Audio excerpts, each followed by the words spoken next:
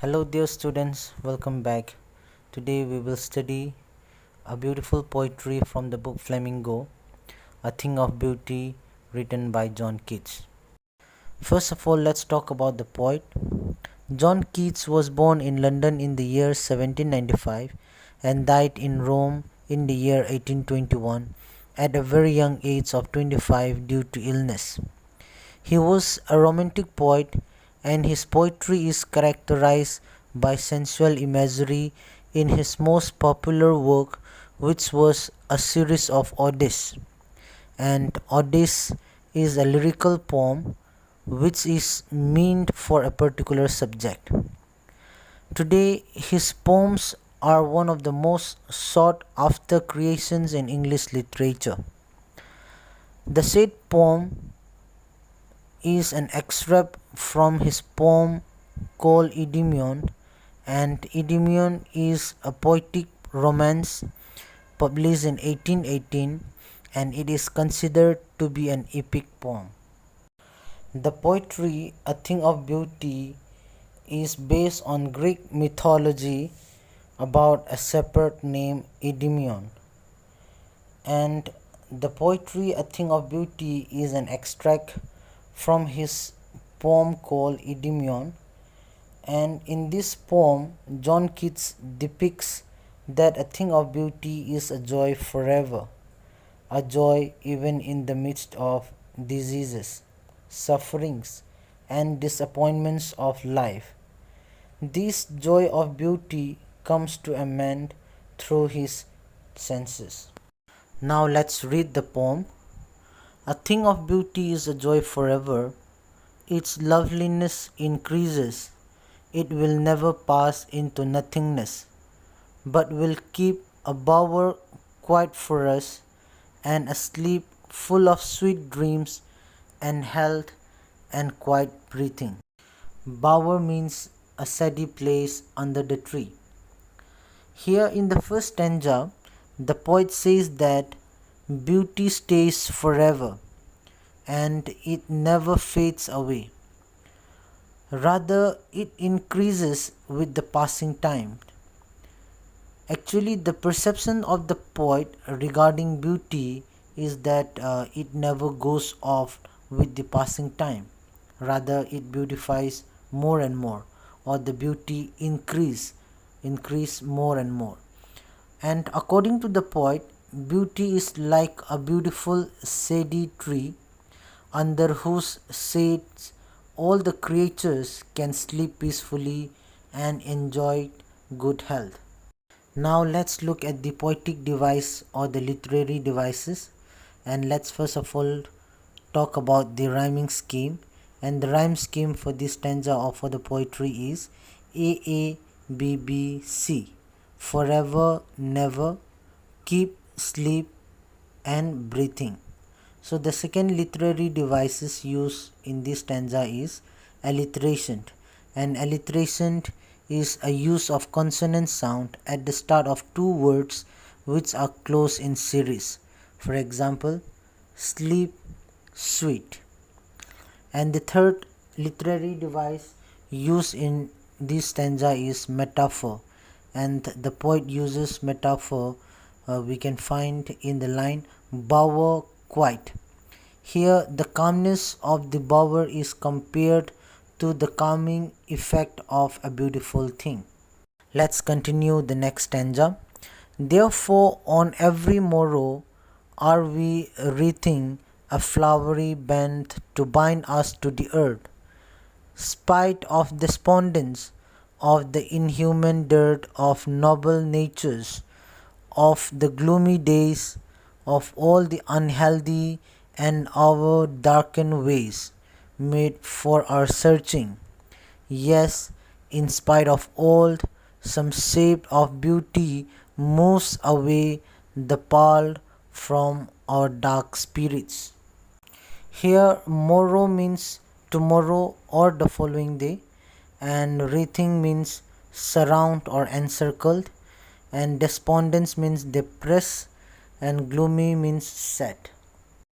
Here in this stanza, the poet says that every day, morrow, which means tomorrow, the following day or every day. It is beauty which fills us with the spirit to live. Actually, the poet is telling us that it is beauty that helps us to live on this earth, or which fills us with the spirit or the willingness to live on this earth. And it is beauty which builds or which gives us the desire to live on this earth, even though there are sad moments and cruel people around us. So the poet is saying that there are sad moments in our lifetime and there are cruel people around us. So it is beauty in spite of all these sad moments and cruel people. It is beauty that help us or that gives us the desire to live on this earth. So here the poet wants to say that without beauty the earth will be full of cruel people, sad and gloomy moments.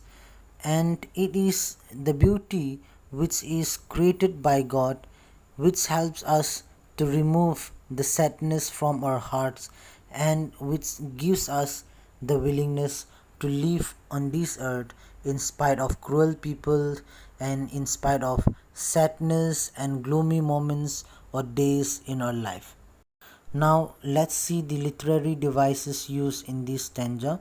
The first one is again alliteration, and as I told you, it is use of consonant sound at the start of two words which are close in series. You'll find alliterations in the line of or in the words band, bind, and noble nature, and in some shape. And the next literary device is metaphor again, and you'll find metaphor in the lines reading of flowery band. Here the beautiful things of our lives bind us to the earth, or it is the beautiful things of our life that help us to live on this earth. And the third one is imagery, and imagery is creating a sensory effect of beautiful things lined up in a string. You'll find imagery, a flowery band to bind us. So automatically when we read this line, there is an image or there is a picturization while reading this line in our mind. Such the sun, the moon, trees old and young, sprouting a shady boon for simple sheep, and such are daffodils with the green world they live in, and clear rills that for themselves a cooling convert make, join the hot season, the mid forest break. Here boon means blessings and rills means a small stream and break means a process to slow down. Here the poet describes the beautiful things which are present on earth, and these are the sun, the moon, trees, flowers, and especially daffodils as being mentioned, and the rivers. Okay, and the poet says that all these things are like a blessings or a blessing bestowed on all the creatures by the mother earth or by the nature. And the poet further describes that the trees provide us with their shades, with their flowers, and with their beauty. Okay, and also the rivers also provide us with their coolness, or the rivers calm down or it makes cooled during the hot summers. And all of these are the beauties of nature which are like a blessings or which are like a boon for us. Now let's look again into the literary devices or the poetic devices used in this stanza.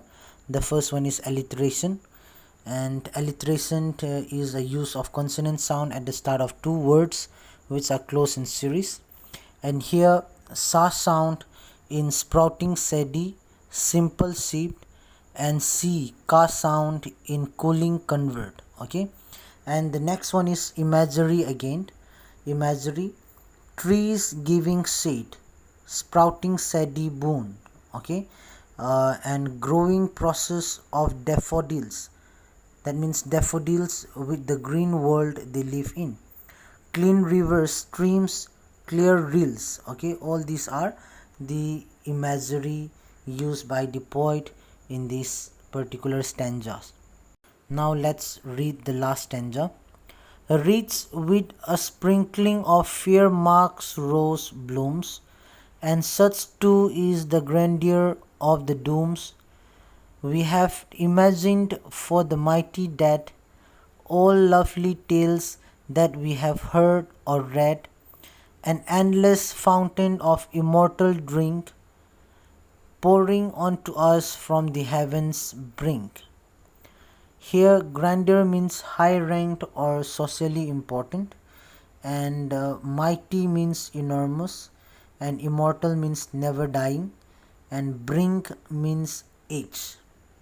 Here in the last stanza, the poet further talks about, or the poet further carries on with the descriptions of more beautiful things present on earth. Okay, uh, such as the beautiful marks roses, which have such a nice fragrance. The roses blooms, or it gives a nice fragrance. And then the poet describes the tales of the mighty warriors, okay, who laid down their lives for the country and for humanity. Okay, so he says that, or the poet says that, these beautiful things are the gifts from God for all of us, or for all humankind. And these beautiful things, or they are like a nectar given by God to us, and these are those beauties which are immortal, and these beauties which are immortals gives us a reason to live on this earth despite having so many problems, so many sorrows in our life. So now let's see again the literary devices or the poetic devices used in the last stanza. The first one is alliteration, and as you know now, and as I've told you earlier, alliterations is the use of consonant sound at the start of two words which are close in series. And here in the last stanza you'll find have heard, okay, the repetitions of H sound, have heard. Okay, and the next one is metaphor, and you'll find metaphor used by the poet in the last second line, immortal drinks, which is a beautiful objects of nature, and it is and these natures or object is forever, and it is like a never ending portions of a drink. Okay, and the next one is imagery.